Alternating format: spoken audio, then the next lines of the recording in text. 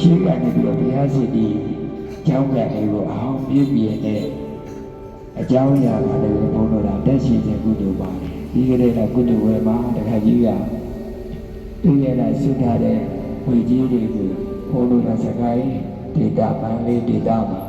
မန္တလေးဒေတာမှာပြန်လဲထူထောင်တဲ့မဟိယကနာစီတီတို့နောက်ချောင်းပေါ်ညချင်းစီတီတို့နောက်ကျောင်းတော်မဆောင်ပေါ်ပြန်ပြီးတော့ဆောက်လုပ်တဲ့အခါမှာလည်းဒီအလုံးထဲမှာ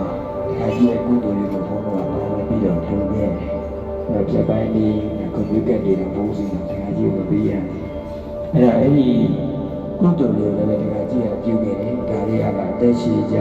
ကျမ်းမာကြောင့်ကုသိုလ်တွေကိုဘုန်းတော်နောက်ကမှတက်တဲ့အခါကျရင်ဒါဆိုလို့ရှိရင်ဒီအလိုကုသိုလ်တွေပြုနေပါလျက်ခဲ့တယ်။အဲဒီလိုပြုလာတဲ့ဝတ်ကိုပြန်ပြီးတော့ခြေပဝဲပေးဆက်ခွင့်ရလို့သူတော်ကောင်းတွေအဲ့ဒီရောဂဝိညာဉ်ခံစားရမှုကိုကျေးဇူးတင်တာဟောဝိသေစိတ်ကပြန်ပြီးတော့အဲ့ဒီဝိညာဉ်ပေါ်မှာကျေးဇူးမတင်နိုင်တဲ့နေတာသူတော်ကောင်းတွေကဒီလိုတွေးရဘုန်းတော်ကဒါယုံလို့ဒီလိုပြောပါနဲ့ဘုန်းတော်တို့မပြောပါနဲ့လောကဓမ္မကမြေဆုံးပြတဲ့ဘုရားရှင်ကိုလည်းဒီတိပင်နေနောက်ဆုံးပြိဋိဘံပြုတယ်နေမှာဝမ်းတော်တော့နားတာကိုမကအောင်လက်ခံလားဒါရီသူဒီအတိတ်တစ်ချိန်က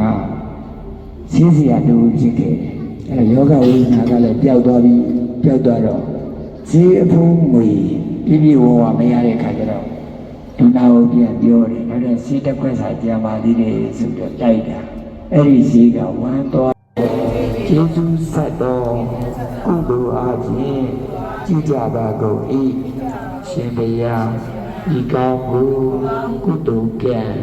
စေရနာတိဝိနည်းရှင်နှင့်ဤတော်တို့အားဝိနည်းမွေရကုသိုလ်ဇက်ကအသက်ခန္ဓာမွန်ကျမ်းပါ၍ပညာတကူ